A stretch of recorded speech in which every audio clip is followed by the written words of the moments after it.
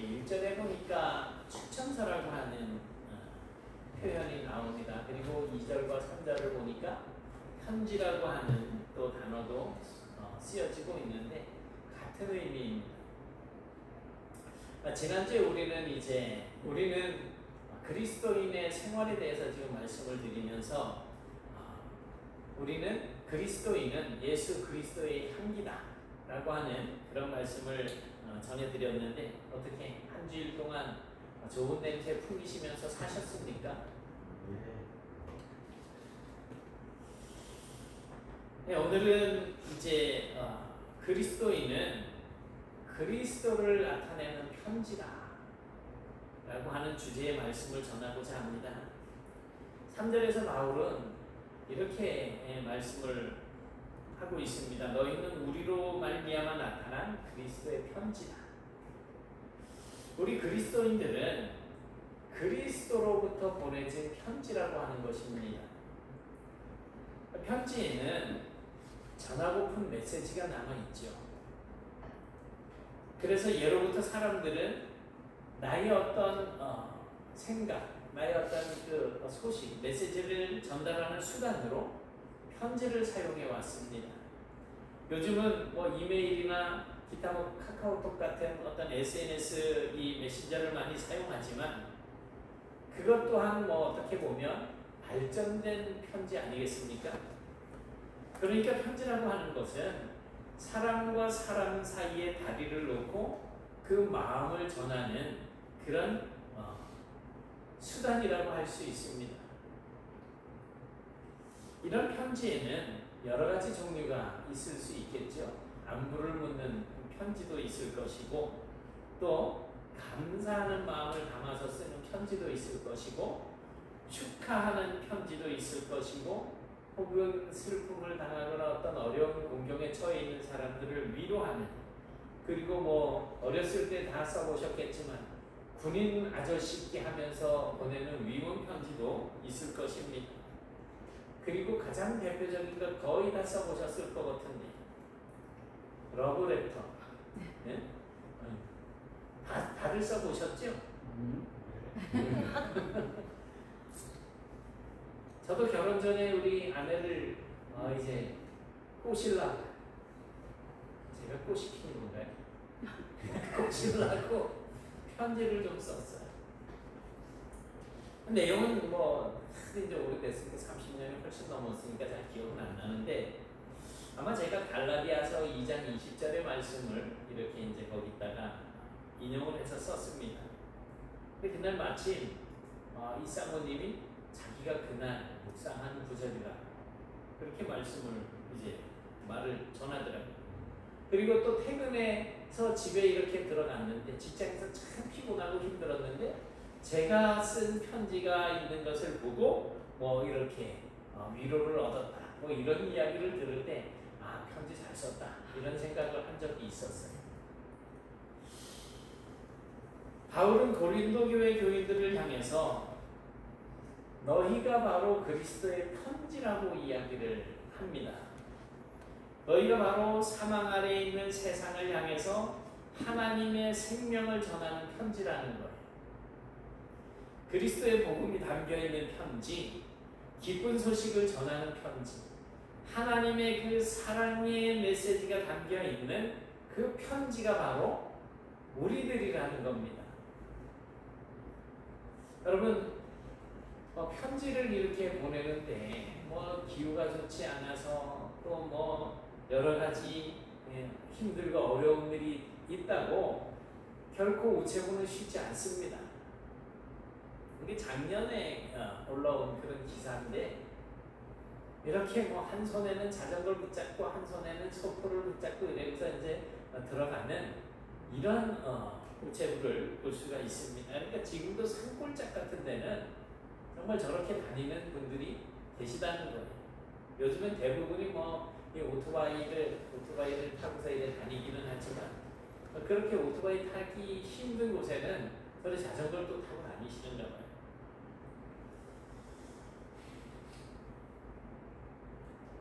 그러나 이 기후 때문에 조금은 늦춰질 수는 있겠지만 반드시 이 편지는 이제는 도착을 하게 되어 있습니다.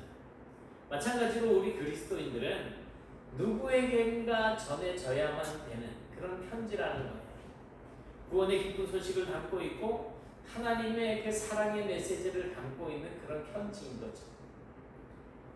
여러분들은 여러분 자신이 나는 그리스도의 편지라고 하는 사실들을 생각을 해보신 적 있으십니까? 금시초문인데요. 누군가에게 전달이 되어진, 누군가 반드시 누군가에게 읽혀져야만 되는 그런 편지라고 하는 사실들을 오늘까지 깨달으신 적이 없다면 오늘부터라도 꼭 깨달으시기 바랍니다. 그것은 내 아내일 수도 있고 남편일 수도 있고 내 자식들일 수도 있고 부모일 수도 있고 친구, 이웃, 친척들일 수도 있는 거예요. 그리고 생판 모르는 사람일 수도 있어요. 그런데 하나님께서는 나를 편지로 사용하기를 원하신다는 겁니다. 여러분들, 누군가에게 우리를 통해서 하나님 자신의 사랑의 고백을 전하고 싶은 거예요.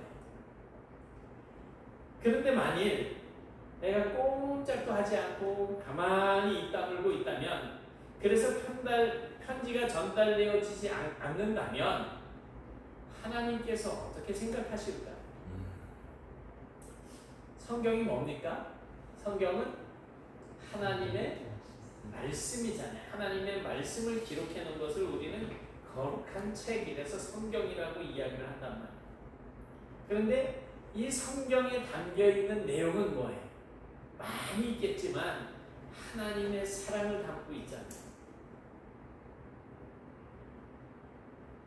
그러니까 이 하나님의 말씀을 기록해 놓은, 이 하나님의 사랑의 마음을 기록해 놓은 이 책, 예수님을 믿지 않는 사람들은, 하나님을 믿지 않는 사람들은 이 성경책을 읽을 리가 없습니다. 필요에 의해서 읽을 수는 있겠지만 그 내용을 알 리도 없잖아요. 우리가 성경을 읽지 않는데 어떻게 세상 사람들이 성경을 읽겠습니까? 그런데 우리가 이 세상 사람이라고 부르는 그 사람들이 보는 성경이 있다는 거예요. 뭐예요?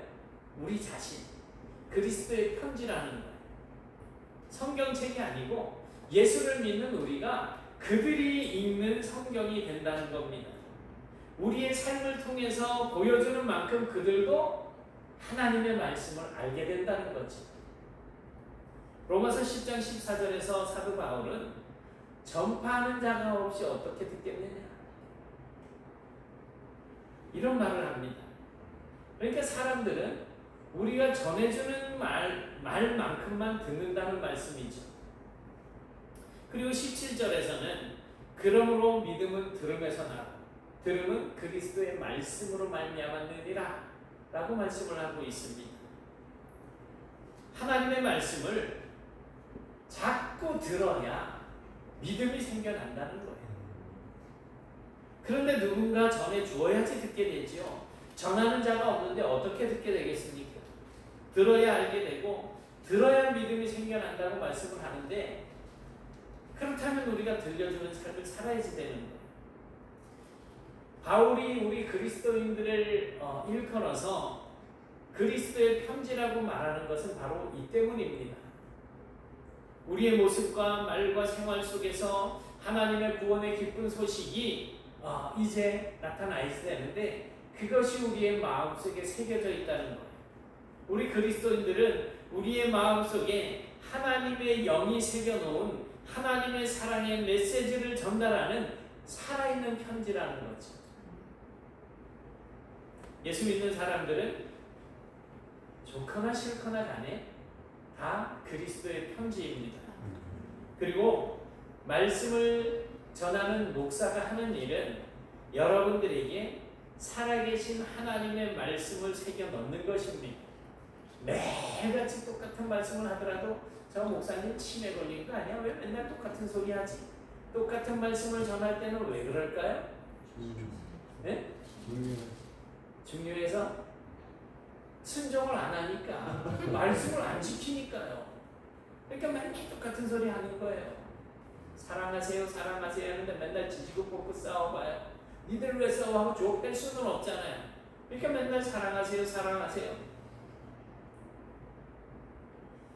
3절에 너희는 우리로 말미암아 나타난 그리스도의 편지라고 하는 이 부분을 세번역 성경에서는 이렇게 번역을 해주고 있습니다. 빨간 글씨인데 시작. 여러분은 분명히 그리스도께서 쓰신 편지입니다. 우리는 그것을 작성하는 데에 봉사하였습니다. 바울이 분명히 여러분은 그리스도께서 쓰신 편지다. 그런데 우리는 그것을 작성하는 데 봉사했다. 우리의 마음판에 하나님의 말씀이 새겨지는 것에 대해서 봉사했다라는 말을 하고 있는 거예요. 바울과 같은 목회자들은 고린도 교회의 교인들의 마음에 하나님의 말씀을 새겨지게 하느라고 애를 썼습니다. 그것이 그들이 해온 사역의 전부입니다. 어떤 분은 목사가 뭐 이거 안 한다 저거 안 한다 불만 불평이 많아요. 그런데 사실 목사님이라기보다 초대교회 때 사도들이 7 집사를 세우잖아요. 그 7 집사를 세운 이유는 뭐예요? 봉사의 일을 하게 하면서 사도들은 오직 말씀과 기도에 전념하기 위해서 그렇게 했다 그랬잖아요. 그런데 목사가 이거 안 한다 저거 안 한다 이래도 있어요. 목사가 하는 거야? 상관없어요. 그런데 목사가 말씀과 기도에 전념하고 있는데 다른 거 안 한다고 불평하면 이거는 나는 일꾼 하기 싫다는 소리나 마찬가지겠죠. 지금 사도들은 이 하나님의 말씀, 그 말씀을 성도들의 마음판에 새기는 사역을 해왔다는 거예요. 그것은 지금도 마찬가지. 하나님께서 교회마다 이 설교자들, 말씀을 전하는 사역자들을 세우셔서 시간 하나님의 말씀을 선포하고 가르치게 하잖아요. 여러분에게 하나님의 말씀이 새겨져서 세상 사람들에게 전달되어지는 그 그리스도의 편지가 되게 하기 위해서입니다. 아까도 이제 우리 최장미 자매님하고 잠깐 이야기하는 과정 속에서 본인이 이렇게 하고 싶은데 이런 이야기를 잠깐 이제 들었어요. 마음판에 새겨지기 시작하면 그렇게 하지 않으면 견딜 수가 없어요. 근데 새겨지지 않게 되면 없는데 내가 뭘 잘못했는지 당연히 모르는 거예요. 그런데 그 말씀이 어디에 새겨진다고 말씀하고 있습니까? 육의 마음판에. 오직 우리 육의 마음판에 새겨진다는 거예요. 돌판이 아니라는 거예요. 돌판에 쓴 것이 아니고 오직 육의 마음판에 쓴 것이다. 이 말씀은 이미 오래전에 하나님께서 예레미야 선지자를 통해서 예언하신 말씀 그대로입니다. 하나님께서는 이스라엘의 집에 새로운 언약을 세우시겠다고 하시면서 그때에는 내가 나의 법을 그들의 속에 두며 그 마음에 기록하겠다라고 말씀을 하셨습니다. 옛 언약은 뭐예요? 우리가 흔히 아는 돌판에다 새겨진 십계명, 그렇죠? 돌 위에다가 새겼잖아요. 옛 언약은 돌판에다 새겼지만 새 언약은 어디다가? 마음에다가, 신비에다 새기겠다는 거예요. 바울은 이 말씀을 잘 알고 있었습니다. 그래서 지금 그 마음판에 새긴 그 편지에 대해서 이제 말씀을 하고 있는 거예요. 돌판에다 새기는 거하고 이 마음판에 새기는 거하고 어떤 게 더 쉽겠습니까? 어떤 게 더 쉽겠어요? 돌에다가 그냥 망치로 정을 대고 쫙서 글씨를 이래 새겨 넣는 거하고 마음판에다 새겨 넣는 거 어떤 게 더 쉽겠어요? 네? 마음에다 새기는 게 쉽다. 또 다른 의견 없으세요 혹시? 다 그럼 마음으로 넘어갈까요? 그런 거예요? 얘라 빨리 진행해라.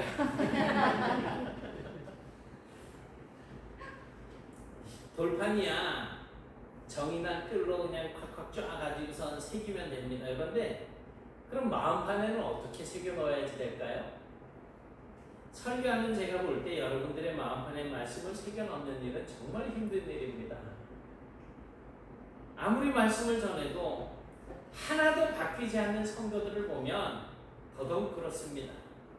사실 저도 말씀대로 살지 못하니까 할 말은 없어요.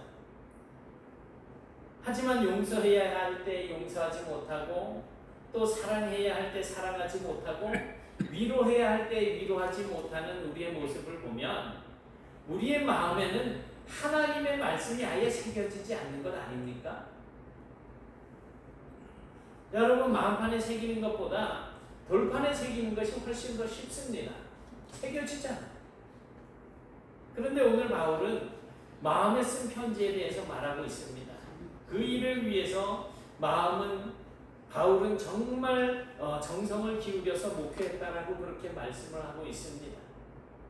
그렇다면 바울은 친히 주께서 불러 세우신 위대한 설교자요 목회자이기 때문에 저같이 덜 떨어진 목사가 할 수 없는 일을 해낸 것일까? 마음판에 새겨지는 그러한 일을 그가 감당했을까요?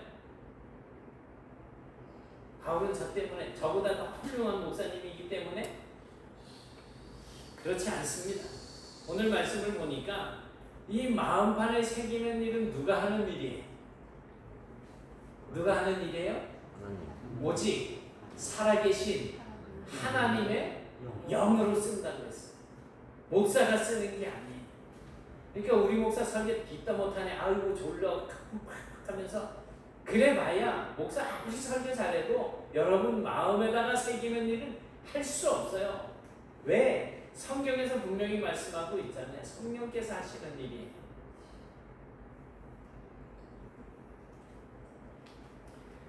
마음판에 쓰는 일은 사람의 일이 아니고 하나님의 영, 성령께서 하시는 일입니다.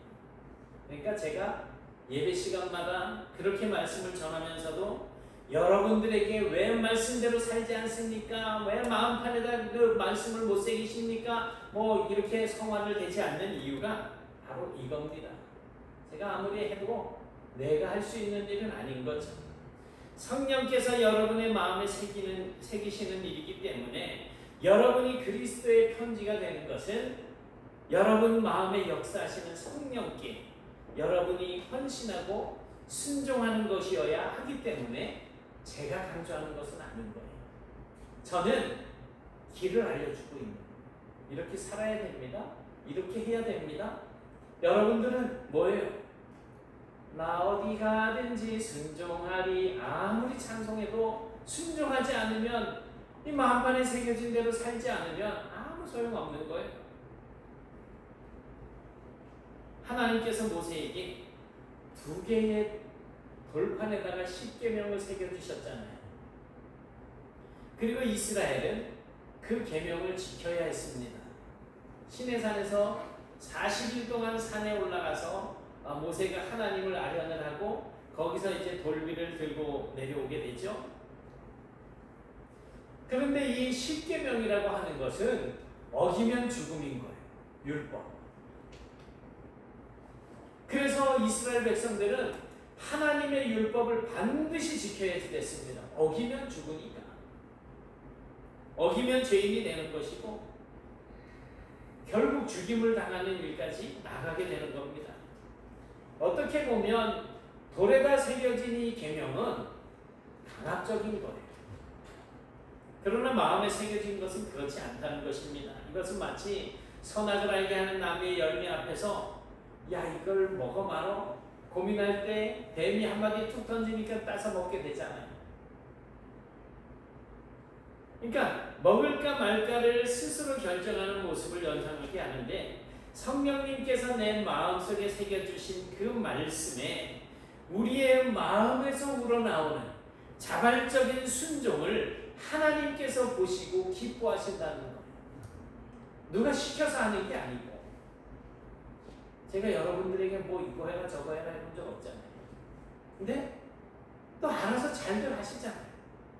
그러니까 저는 항상 기쁘지요. 우리는 성령님이 나를 통해서 역사하시도록 더더욱 나 자신을 내려놓고 하나님의 도우심을 의지하면서 살아야지 될 것입니다. 여러분, 이제까지 이 말씀을 모르셨다면 이제는 각오를 좀 단단히 하셔야지 될 거예요.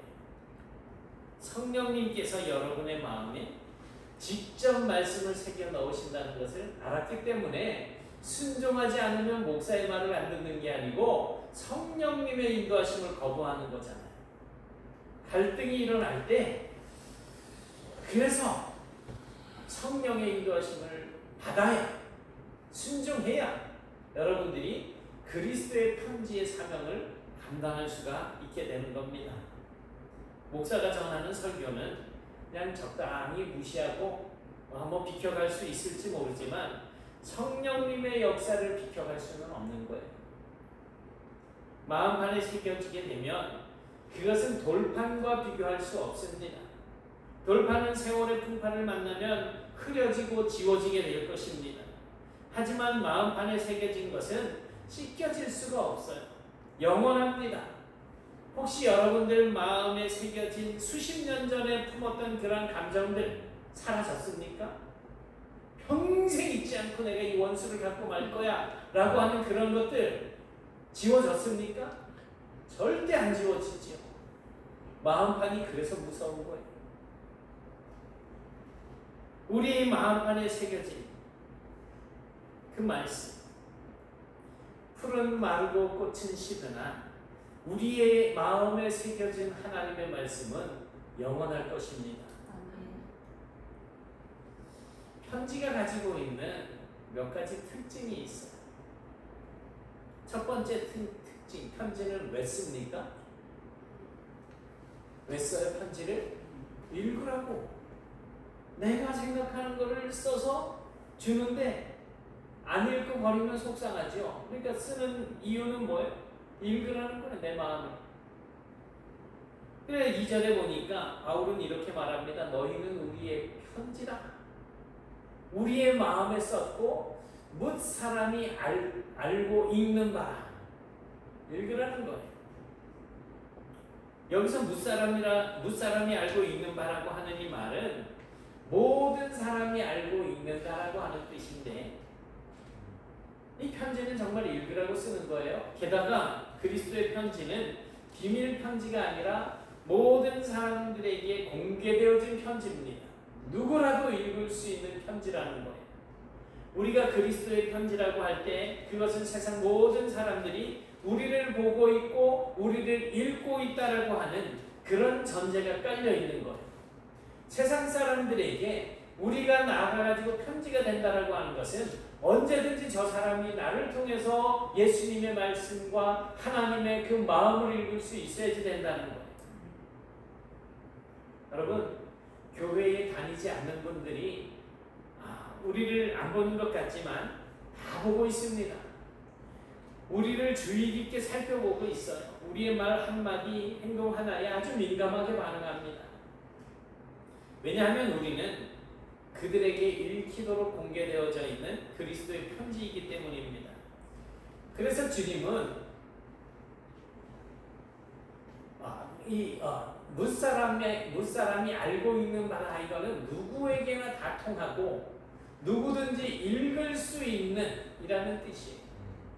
1절에 추천서라고 이야기하지만 여기서 공동번역 성경에서는 소개장이라고 또 번역을 하기도 하죠.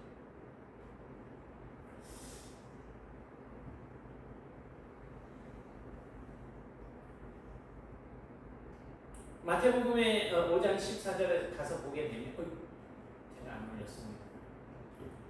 너희는 세상의 빛이라고 말씀을 하셨고, 또 16절에서는 이같이 너희 빛이 사람 앞에 비치게 하여 그들로 너희 착한 행실을 보고 하늘에 계신 너희 아버지께 영광을 돌리게 하라 라고 말씀을 하고 있습니다. 제가 올린 것 같은데 저장이 안 됐나요? 그리스도를 마음에 새긴 우리가 세상의 빛이 되어 그리스도를 본받는 착한 행실을 보여주라는 거예요. 읽혀주라는 거예요. 그래야 사람들이 우리를 보고 하나님 아버지께 영광을 돌리게 될 것이기 때문입니다. 그 반대도 마찬가지예요. 무늬만 그리스도인, 말만 늘어놓는 그리스도인은 사람을 속이고 기만하는 위조 문서와 같기 때문에 결국에는 부정적인 결과를 얻게 될 것입니다. 신앙생활이라고 하는 것은 우리가 사람에게 보이기 위해서 하는 것은 아니잖아요. 그러나 사람들은 우리가 어떻게 신앙생활을 하는지 그것을 보게 됩니다. 그게 현실입니다. 그러므로 우리는 세상에 공개된 그리스도의 편지라고 하는 이 사실을 깨달아야지. 모든 성도가 내가 어떻게 하나님을 신앙하며 살아가는지를 세상 사람들 앞에 분명하게 보여주어야지 됩니다. 오늘 저녁 때 만나게 될 사람에게 어쩌면 나는 그가 평생에 처음으로 읽는 편지가 될 수도 있다는 거예요. 매일 대하는 그 사람에게 나는 그가 평생의 마지막으로 읽게 될 그리스도의 편지가 될지도 모릅니다. 그러니 어떻게 우리가 이 그리스도의 편지라고 하는 이 사명을 소홀히 여길 수가 있겠습니까? 두 번째로 생각할 것은 편지는 쉽게 읽을 수 있어야 된다는 거예요. 공동번역에서 아까 이제 잠깐 봤지만 여러분 자신들이 바로 우리의 마음에 새겨져 있는 소개장이 아닙니까? 그것은 누구에게나 다 통하고 누구든지 읽을 수 있는 소개장입니다. 편지라는 말이.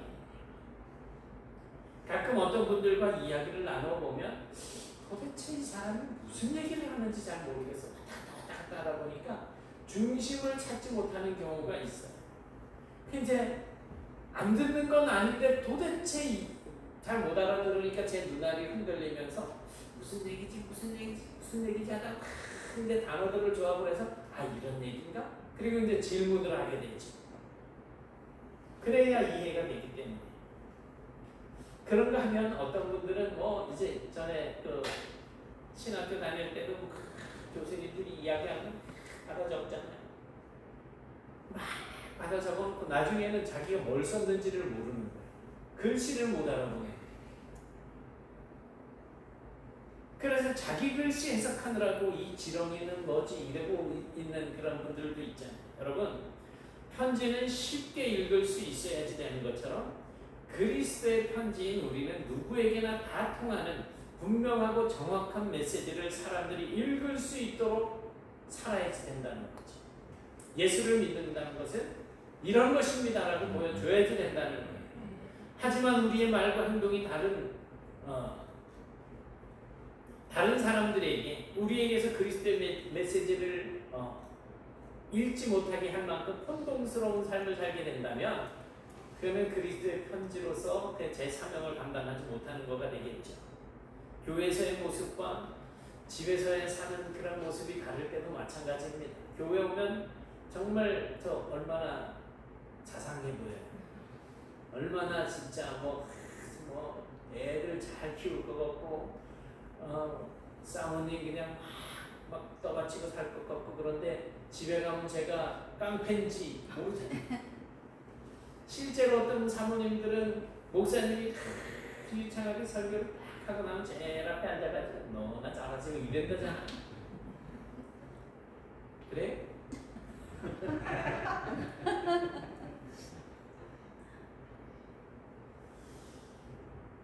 집에서 교회에서의 모습과 다른 것도 정말 주일에 교회 와서는 할렐루야 찬양을 부르는데 평일에는 같은 입으로 매사에 부정적인 말을 하고 욕을 하고 그런 삶을 살게 된다면 당연히 혼란스럽지 않겠습니까?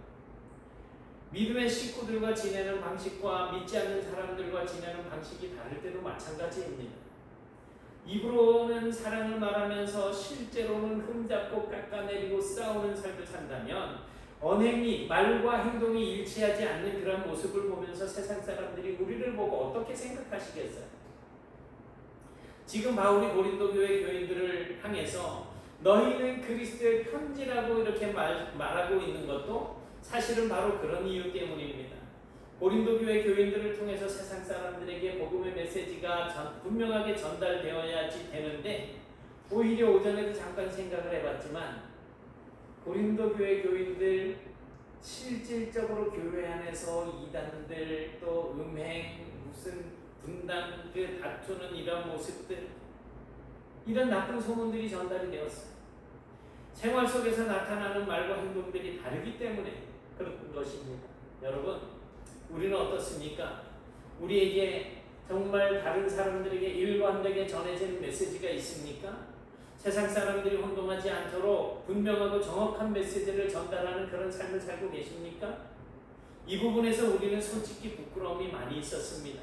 그것 때문에 큰 고통을 이제 겪기도 했었습니다. 그러나 이제는 달라야지 됩니다. 아니, 달라져야지 됩니다. 그리고 달라질 수 있습니다. 우리 한 사람 한 사람이 정체성을 회복하면 됩니다. 나는 그리스도의 편지다. 그리스도의 마음을 사람들에게 전해주는 존재라고 하는 이 정체성, 이 정체성을 깨닫게 되면 이제부터는 달라진 모습을 보여줄 수 있고 보여줘야지 되는 것입니다. 물론 시간이 필요할 겁니다. 사람들은 여전히 우리를 의심의 눈초리로 쳐다보게 될 것이고, 그러나 우리가 그리스도의 편지로서 분명하게 그리고 일관되게 삶을 살아가게 된다면 사람들은 얼마 지나지 않아서 곧 알아차리게 될 것입니다. 우리가 진정한 그리스도의 편지라고 하는 사실을 알게 될 것이라는 말씀입니다. 여러분, 우리는 그리스도의 편지입니다. 사망의 그늘 아래 앉아있는 세상을 향해서 하나님의 생명을 전하는 편지입니다. 희망 없이 살아가는 사람들을 향해서 희망의 메시지를 전해주는 편지입니다. 예수님을 만남으로 변화된 여러분의 모습을 그래서 보여주셔야지 된다는 것입니다. 과거의 실패와 좌절을 딛고 이제 다시 일어서서 새로운 변화되어진 삶을 살아가고 있는 여러분들을 사람들에게 보여주시기 바랍니다. 여러분이 100% 완전한 인생을 살았기 때문에 그리스도의 편지가 될 수 있었던 것은 아닙니다. 때로는 비틀거리고 넘어지기도 했지만 우리가 예수님 때문에 다시 일어나서 예수님을 붙들고 살아가기 때문에 그래서 여러분들이 그리스도의 편지라고 하는 것입니다.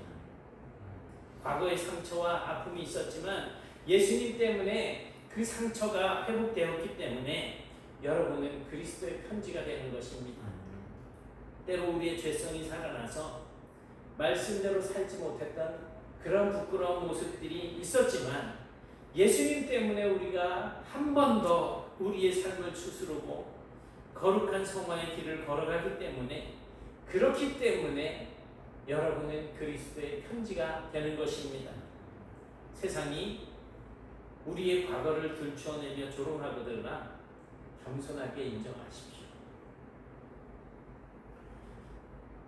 그리고 지금의 우리는 과거의 우리가 아니라고 하는 사실을 보여주시기 바랍니다. 가늠하다가 현장에 잡혔던 여인도 예수님 때문에 지금 우리가 있는 그리스도의 편지가 되어 있잖아요. 남의 등쳐먹고 살던 삭개오도 예수님 만나고 나서 변화되어져서 지금도 우리에게 읽혀지는 그리스도의 편지가 되어 있잖아요. 과거는 그냥 과거일 뿐입니다. 과거에 얽매여서 현재를 무너뜨리지 마세요. 중요한 것은 지금 현재와 미래입니다. 우리의 부끄러운 과거도 어쩌면 그리스도의 사랑과 구원의 능력을 전하는 도구가 될 수 있습니다. 부끄러워할 일이 아니에요. 사랑하는 여러분, 우리는 그리스도의 편지입니다. 1절에서 말씀하고 있는 것처럼 우리의 말, 행동, 삶의 모습 하나하나가 정말 추천서가 필요 없는 네토교회 성도, 저 사람 하나님의 백성 인정, 우리 안에 성령님께서 새겨주신 말씀으로 인해서 우리가 추천서 그 자체가 되어져야지 된다는 겁니다. 이번 한 주간도 우리의 마음에 쓰시는 성령님의 그 메시지에 귀를 기울이시고 모두 다 누군가에게 편지가 되셔서 자발적으로 주의 사랑을 전하면서 사는 그런 복된 성도들이 되실 수 있기를 주님의 이름으로 축원합니다. 사랑의 하나님, 고맙습니다. 하나님의 은혜로 오늘날 저희들이 주의 백성으로 살게 하시고 주님께서 저희들에게 은혜를 베풀어 주심으로 보내주신 성령께서 우리의 마음에 하나님의 메시지를 새겨주시고 이제 그것을 세상 사람들에게 보여주는 그리스도의 편지가 되게 하심을 감사드립니다. 이제 이 사명 잘 감당할 수 있도록 저희들이 성령의 다스림에 순종하는 삶을 살게 하시고 말과 표정과 행동 하나하나까지라도 새롭게 변화되어져서 변화받은 자로서 세상 사람들이 저희들을 보고 하나님 앞에 영광을 돌리게 되는 복된 열매를 맺으며 살게 하여 주옵소서. 이후에 우리의 모든 인생은 오로지 주님을 전하는 삶이 될 수 있기를 소원하오며 예수님 이름으로 기도드리옵나이다. 아멘.